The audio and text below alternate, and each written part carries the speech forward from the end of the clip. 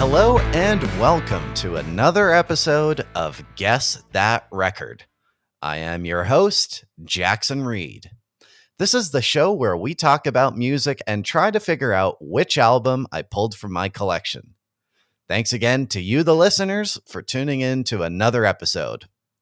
Our guest is a Canadian actor and singer.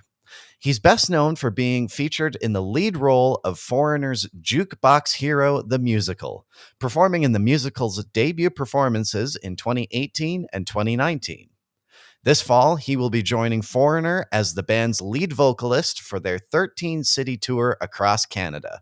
He also recently released his debut single titled Won't You Come With Me, which is available now. I'm super excited to welcome Geordie Brown to Guess That Record. How are you doing, Geordie? I'm good, thanks. Thanks for having me. Absolutely. So are we talking to you in Dartmouth? Am I correct there? Yeah, I'm in Dartmouth, Nova Scotia. Awesome. I went there once. We did a summer vacation out to the Maritimes there. So I have been out there before. It's nice. Yeah, it's kind of been, I love it here and I've got my family here, and it's always been something really important to me through my whole career to kind of see how long I can stay based in Nova Scotia. So yeah, that's kind of how I feel about Calgary too. Like, yeah, I would love to make everything work here for sure. yeah, So it's amazing to be speaking with you, the upcoming lead vocalist of Foreigner. And, just looking through your career, you've done a lot of cool stuff. So I'm excited to be speaking with you today. yeah, really, really happy to be here. Mm-hmm. So to start off, I always love to ask, what was the first song or the first album you remember hearing that made you take music seriously? Gosh, I don't know if there was ever like a single moment where I would have thought that, but I mean, some of the earliest music I can remember as a kid. My family's always been, we've always been campers. We go around to all the provincial parks and national parks. So since I, couldn't even really talk, I can remember camping, and we always had Garth Brooks playing. Mm-hmm. So Garth Brooks is definitely one of my earliest musical memories. His song "Standing Outside the Fire," I think I always thought that he was singing that about us being around a campfire at the campground, like over in Cavendish Beach and PEI. Yeah. Yeah.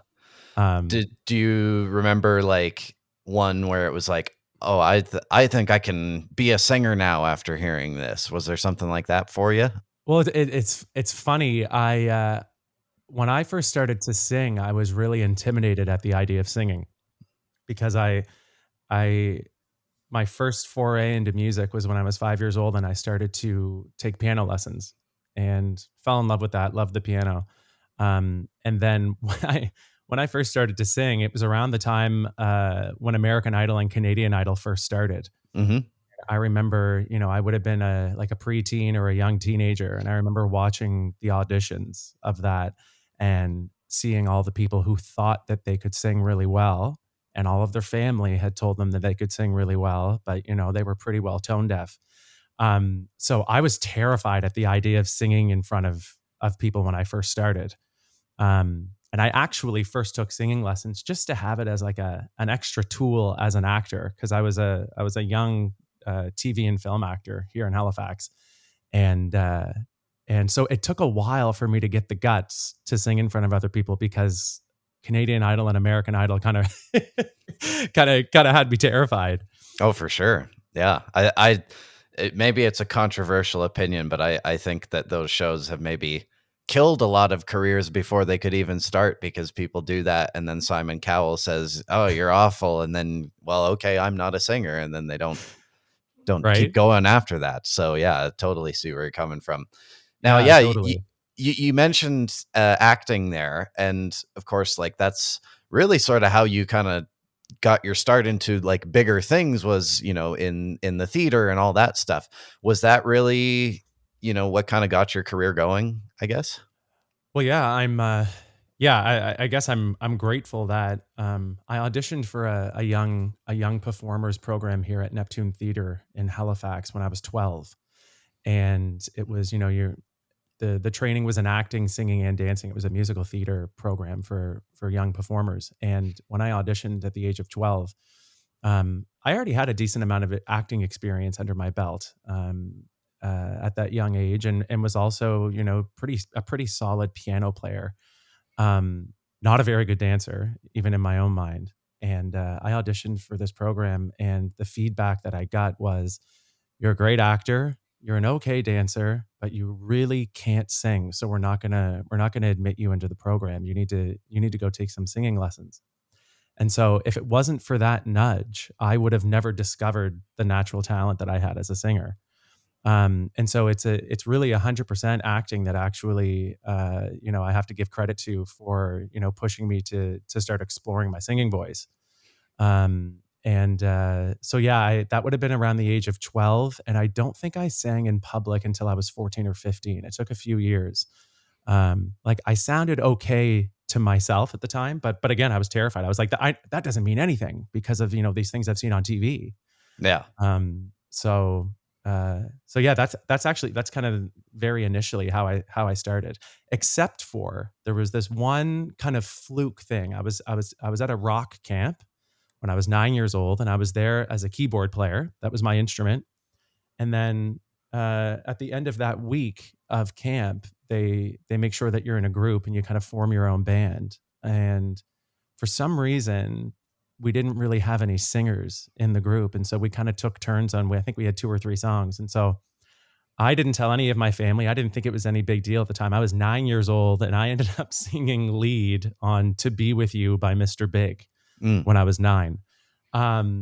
And so that was actually my first time singing in public, but I was also young enough at the time that I don't think I had, I didn't have any nerves or anything like that. I was like, well, I know this song from hearing it in the car with my parents. And so that was the first little blip. And we have that on tape somewhere. But yeah, then it was when I was a teenager taking those singing lessons. And then when I was 15, I did a few talent shows, and won first place in both that I did when I was 15. And I was like, okay, maybe I can sing in front of people now. Yeah. Yeah, for sure. Yeah. And so that kind of led you into like doing musicals then. Is that Yeah. right? What were some of the first big ones you got to be a part of? My first professional theater credit was at Neptune Theatre. It was the Canadian premiere production of the stage adaptation of Disney's High School Musical. Oh. That was my first professional credit. And there were probably about 24 or 25 people in the cast, and I was one of 3 performers who were actually high school age. Everybody else was in their late 20s, early 30s. Yeah, that was my first professional foray into musical theater. And when I went into it, I was not a fan of High School Musical. But by the time closing night rang around, opening night, I was pretty into it. And in some ways I still say that I think I peaked when I would have been 17 when I did that. And yeah. I could see that. I feel like you've got a look for High School Musical, so that's that would make sense. This episode of Guess That Record is sponsored by Marvel Marketing. Marvel Marketing is an award-winning digital marketing company headquartered in Calgary, Alberta, Canada. Working with clients in different industries from all over North America, including Canada, the United States, and Mexico. Marvel Marketing services include website design and development, website maintenance, search engine optimization, public relations services, and social media management, amongst others. To find out more, visit marvelmarketing.ca. This episode of Guess That Record is sponsored by GuitarWorks. One of Canada's top independent music stores for over 30 years, GuitarWorks carries a huge selection of musical instruments from the biggest brands in music, including Gibson, Fender, Martin, Yamaha, and Paul Reed Smith. Visit any of their 2 Calgary locations or shop online at guitarworks.ca and join the Guitar Perks program to earn money back with every purchase. GuitarWorks, your total guitar store. This episode of Guess That Record is also sponsored by Recordland, home to the largest selection of music in Canada. Buy, sell, and trade tapes, CDs, and vinyl. Located in Calgary's Inglewood neighborhood on 9th Avenue Southeast, visit them in person or on Instagram at Recordland Calgary. But, the big break for you, of course, was when you got Jukebox Hero, the musical. And kind of cool that the show sort of had its one of its first performances was in Calgary. And yeah, so how did that all come together for you to get that role? I mean, really, yeah. Like how lucky for all the performers in Canada who are based in Canada that Foreigner decided to create their musical in Canada. So anyhow, I would receive, even though I'm based here in Nova Scotia, I receive casting calls from all over the country, and I would have seen the audition notice for Foreigner's musical, and before the band name Foreigner caught my eye, it would have been likely their songs. Their songs would have been listed there, and I would have recognized many of those. And then I looked at some of the vocal ranges that they had listed out from like note to note, like what your lowest note had to be and what your highest note had to be. And I looked at that for a few of the main characters, and I thought to myself, I can do that just looking at it on paper. And I thought, and I don't know that many people who can. Like I've always had quite a high falsetto and I call it a high mix in my upper vocal range. And so anyway, I was like, okay, and this is going to be a big show. Like they're hoping it's going to go to the Ed Mirvish Theatre in Toronto. And, that's really kind of a bucket list for me, is to perform there. So anyway, I started putting together an audition tape, and I kind of virtually crashed the auditions because they were only accepting submissions from Toronto and Montreal. And those would be the two biggest talent pools in the country. And so anyway, I sent a tape anyway, and I said, hey, I hope you'll still consider me. I said I'll make myself available for the second rounds in Toronto. And so anyway, it was kind of on a whim. I wasn't sure I was going to hear anything back.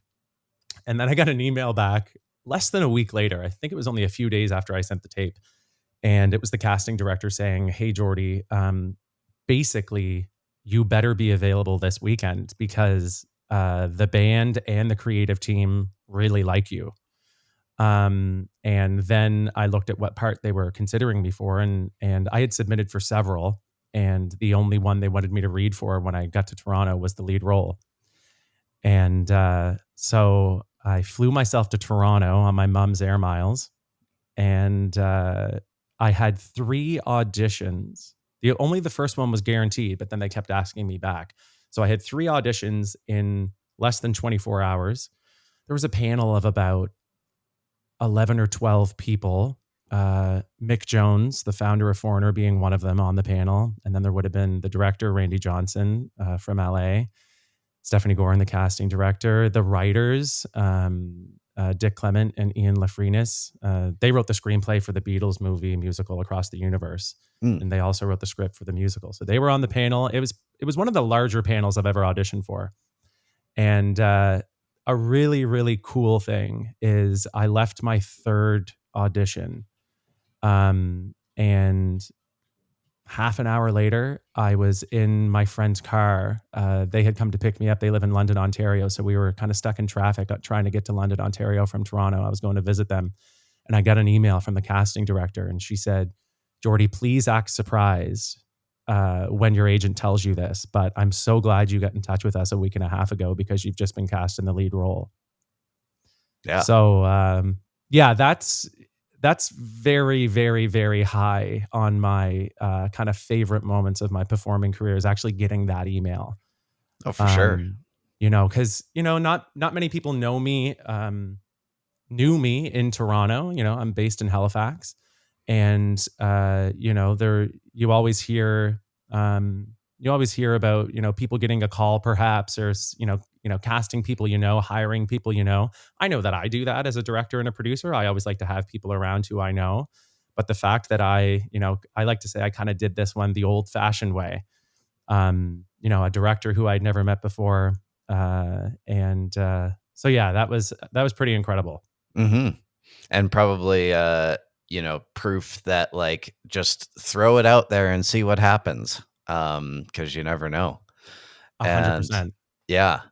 And I think for the listeners out there, it'd be good to like who maybe aren't familiar with the musical. It might be good to share like what the plot's about and how it all works when you go see the show. Yeah, so the musical is I think we had I've said before that I think the musical, we did way more songs in the musical than Foreigner usually do live in a concert. Mm. I think we did almost 25 songs in the musical.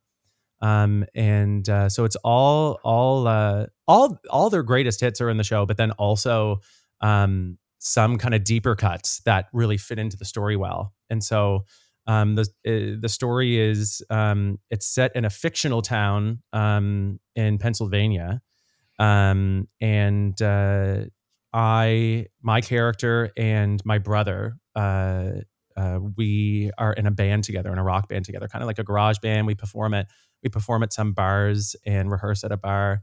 You can hear my East Coast accent coming out there with words like that, at the bar. Yeah. So anyway, we're kind of trying to make it, but we can't make it in this small town. And it just so happens that like a record producer or a a guy who works at a label his car happens to break down on his way through our town, and he comes into this restaurant that we're rehearsing at and overhears us and tells us all that leaves his business card with us and says, "Hey, get in touch. Like, I'd like to sign you guys," basically. But then after that, my character goes behind everybody's back, and he actually ends up talking to me on my own and says, "It's actually you that I want. I don't want anybody else." And so I get signed to this big deal. I become like a world famous rock star. I leave my hometown. I also kind of steal some of my band's old songs, may or may not steal my brother's girlfriend. And so I kind of leave a lot of unfinished, messy business in my hometown. And then it just so happens that the biggest industry, it's a steel town, and the biggest industry goes under. And like 80% of the workforce in the town gets laid off. And then somebody gets the idea to bring me back and do a benefit concert. And all the money will go towards giving the town a boost. And so then I kind of have to wrestle with the idea, am I going to go back and save the town? I don't really want to face all these ghosts of my past. So anyhow, so there's some fist fights on stage between my brother and I. There's one or two or three love triangles.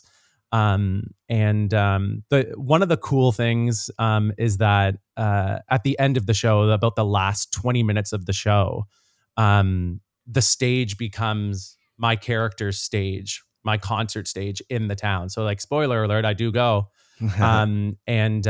The last 20 minutes is literally just like a Foreigner concert with like all kinds of crazy, like, theatrical stage lights and fog and smoke and pyro and stuff like that. So any really, when you look at, when they would have created the show on paper, any songs that didn't really make it perfectly into the storyline, it's like, oh, we're just going to save that for the big concert at the end.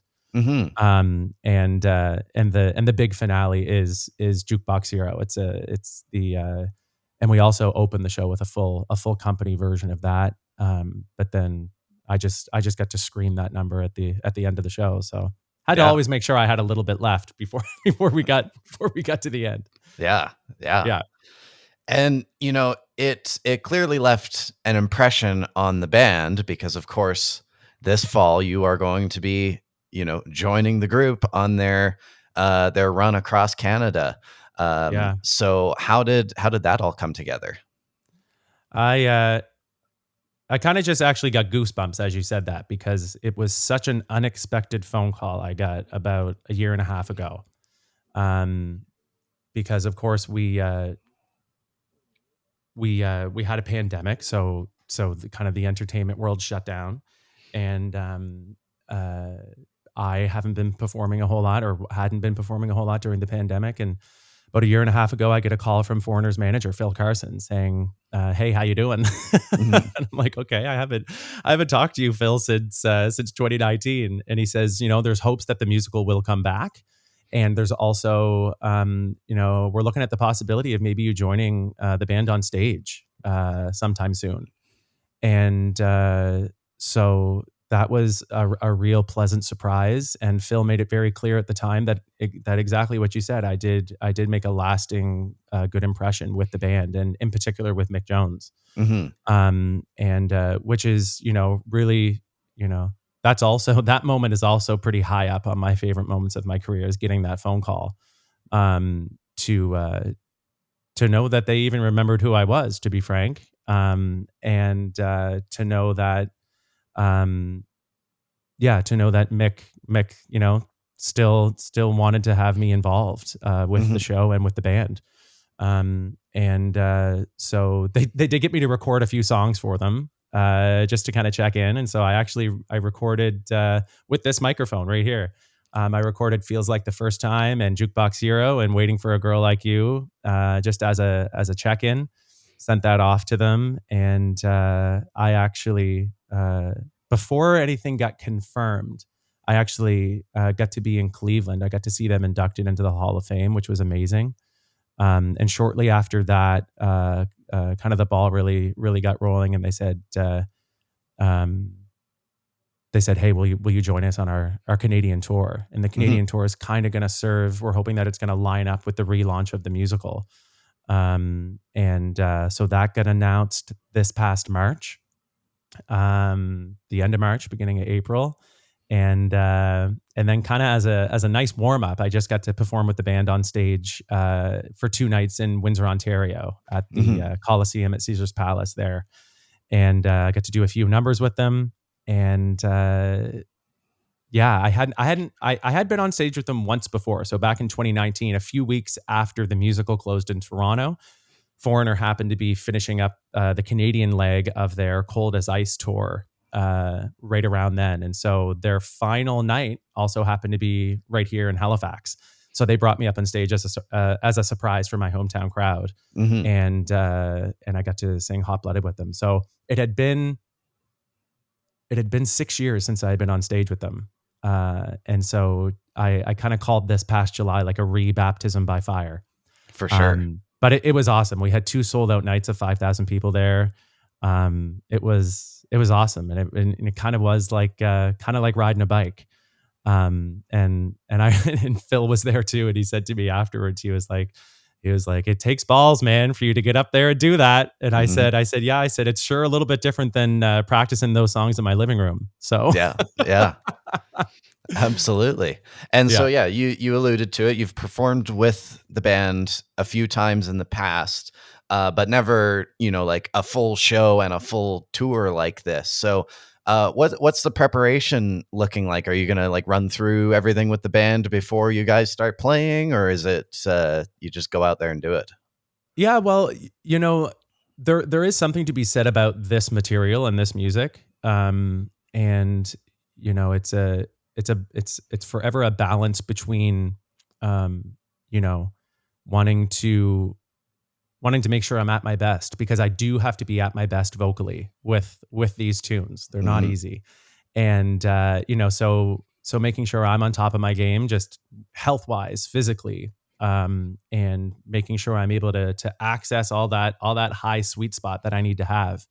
So there's, paying respect to that, but then also not letting it get too big and too intimidating. And so I do actually have to remind myself every now and then, like, hey, look, it's Mick who really has invited you to be a part of this.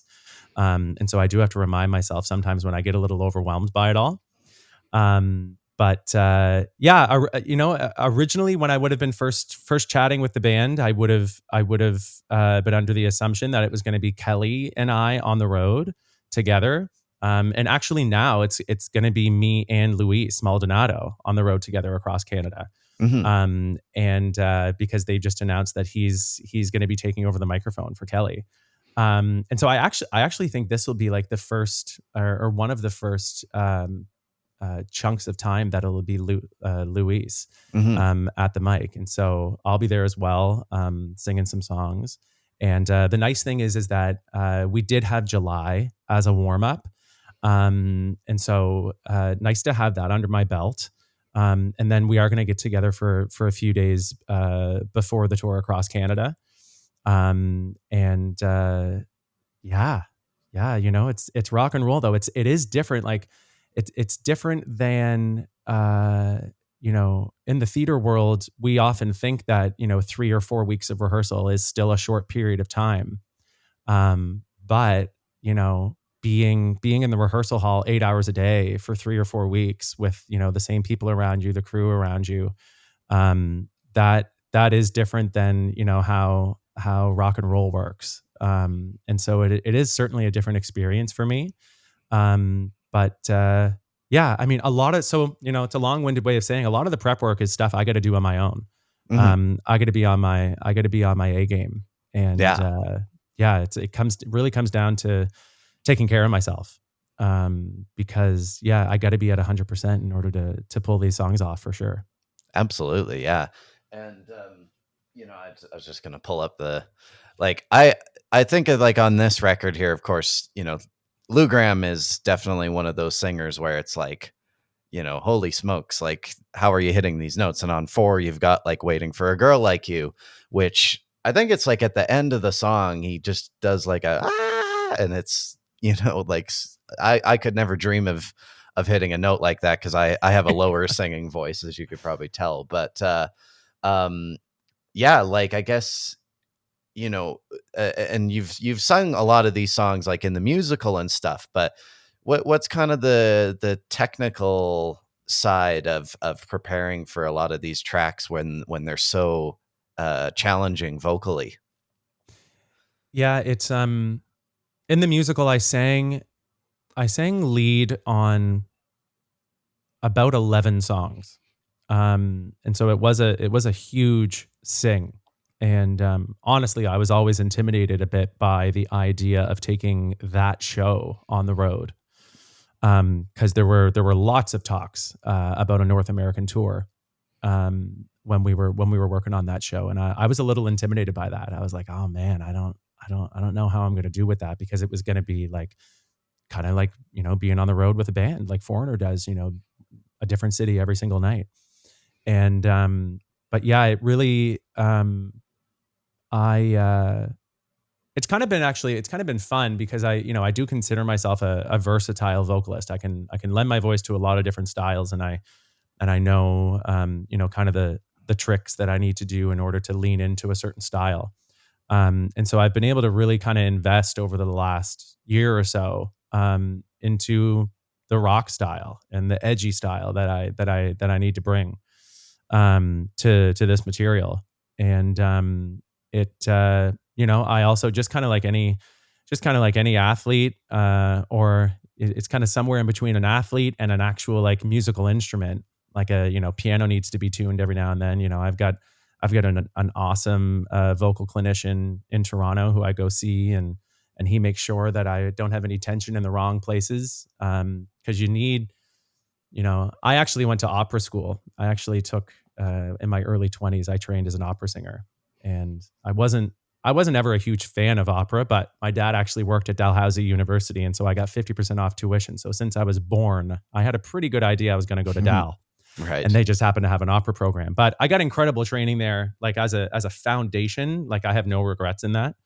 But a lot of what you work on, especially in legit classical singing, is to make sure you don't have unnecessary tension anywhere. It's letting it all go, keeping everything nice and relaxed. But rock music, you got to have some tension, and so it's making sure that I've got that in the right places and not in the wrong places. Hmm. And it's also kind of looking at, oftentimes in a stage show, I look at my track of what I'm doing throughout the show, and it's where do I need to kind of save myself a little bit, and where can I really give it. And that depends on the song for sure. It also depends on where my sweet spots are in my voice, just even like naturally. And so it's not, it's kind of the same thing with a tour like this too, is, I can look at a particular song and say, okay, let me map out here. Where can I really lean in? Where can I give it?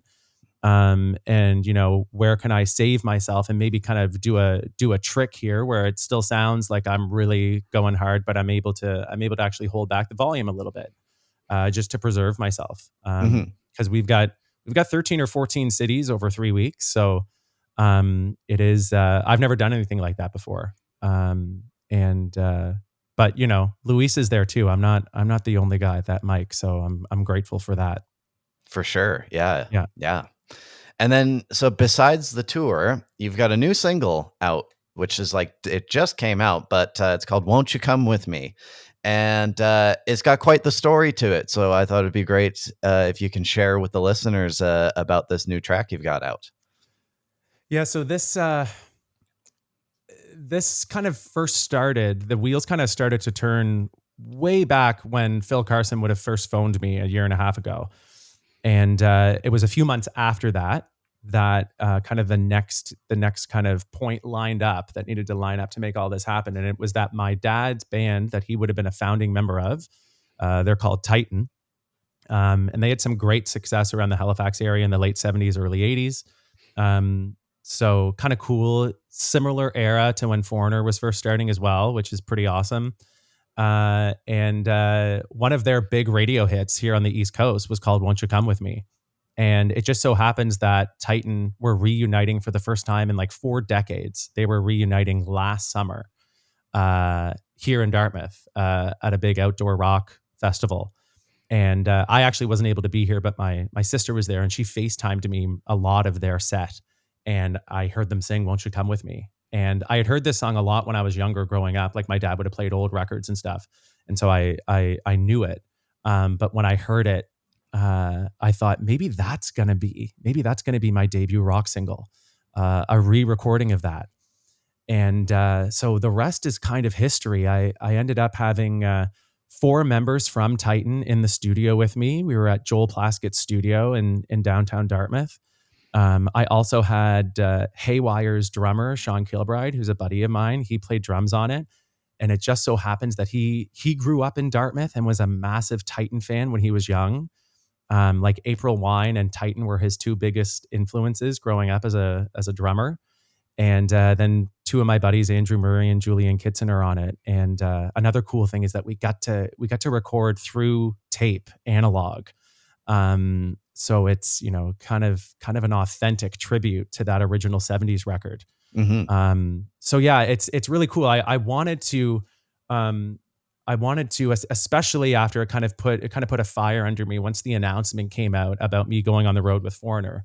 I thought, it would be really great to have some rock material out in the world, with my voice on it. And just kind of all those dots connected. And I thought, well, this is the one. I'm used to always having kind of, any project that I'm leading. I like to have a narrative behind it, a reason behind it. And I'm super proud to be from the East Coast, from Nova Scotia, from Dartmouth. And so this just all kind of felt meant to be. Yeah, for sure.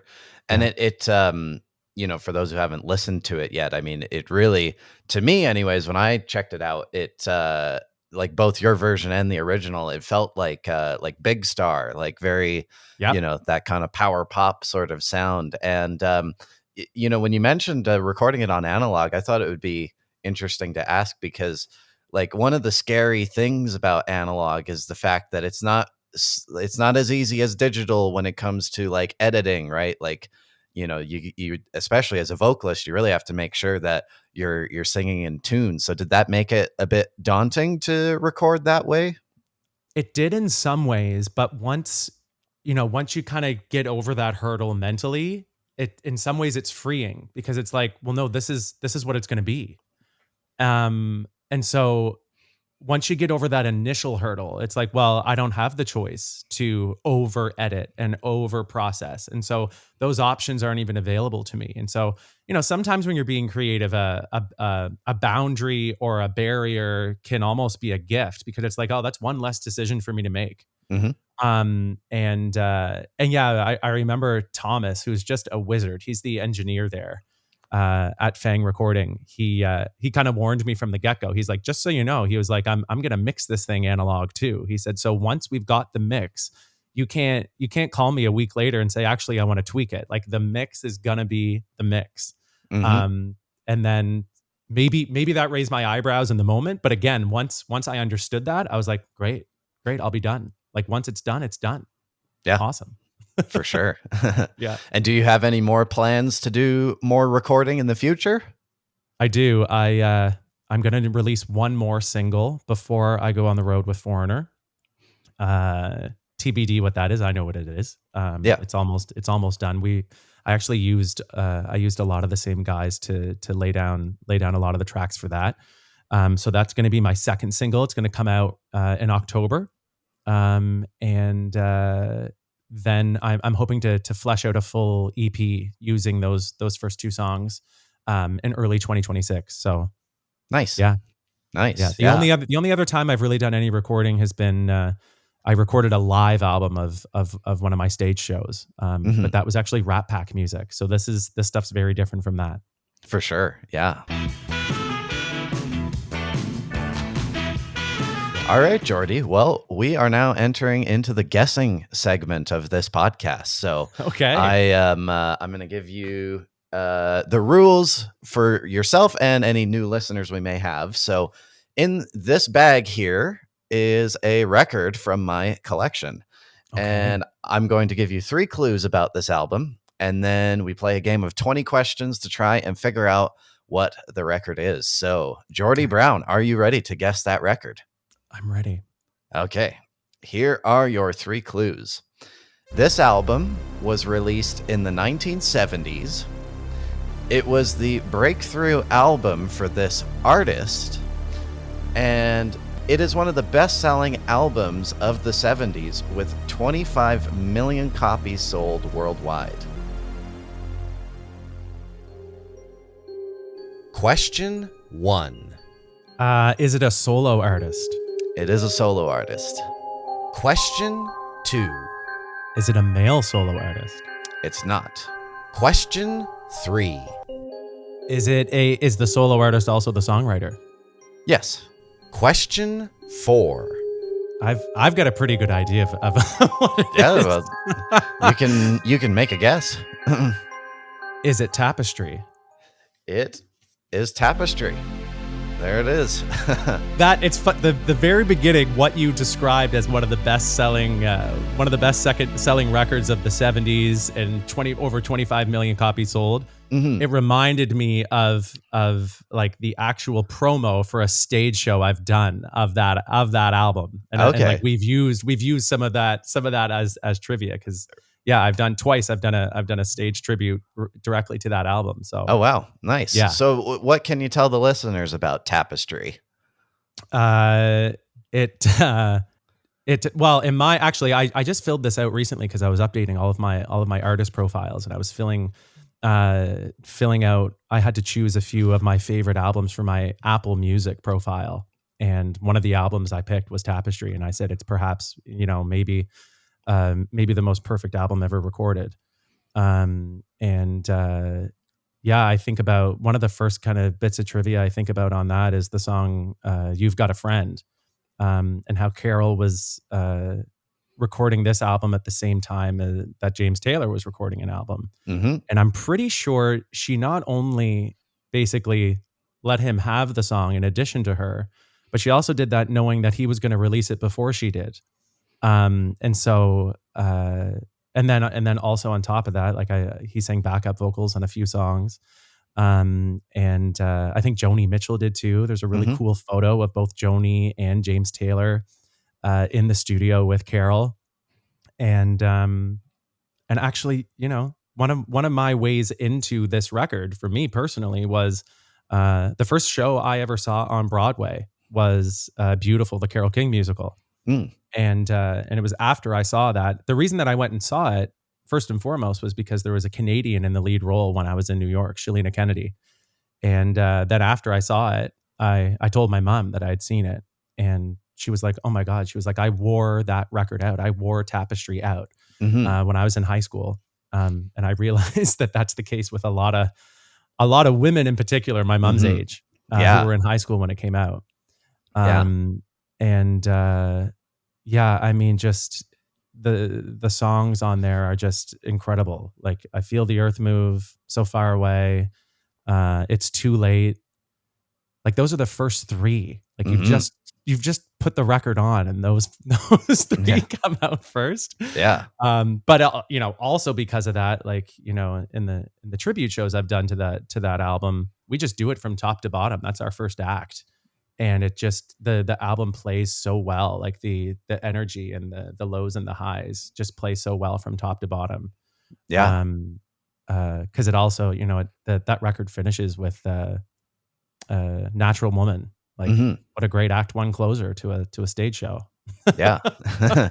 It's I think a lot of people don't realize, like, because Carole King, you know, she, for like a decade before that, she had been a very successful songwriter. And, you know, like Natural Woman, of course, was first done by Aretha Franklin. And, you know, and of course, you brought up the James Taylor example. His version of You Got a Friend was the number one hit of the two versions of that. So, you know, Carole King was this like huge songwriter, you know, before Tapestry. And of course, Tapestry sort of sends her, you know, or makes her more of a public figure, I guess. And it was also interesting when you brought up your mom there, because I read a book years ago by an author named David Hepworth, and basically he was arguing that 1971, which was when Tapestry came out, was the most important year in music history, just because of how many important albums came out that year.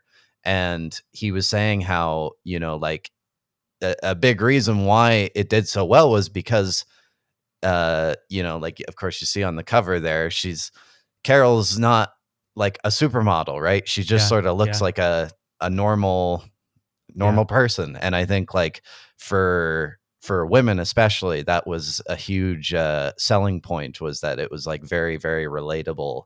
You know, both the music and the images surrounding it, I would say. That's so true. Like, very, you know, so accessible and, just so honest, and not, you know, and that goes for her performance too, and her delivery. I think it's easy for people to connect with. Right. And, it's just awesome. It's when, you know, when I can't really decide what to listen to, I still go back to that. I still go back to that record. Oh, for sure. Yeah.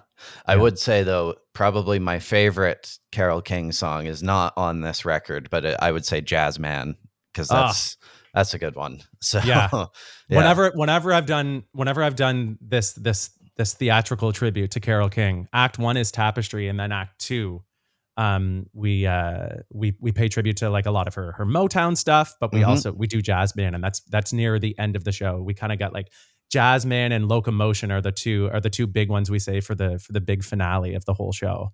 It's just awesome. But yeah, you know, if you're ever doing it live, you gotta have a hot sax player, right? For sure. Yeah, absolutely.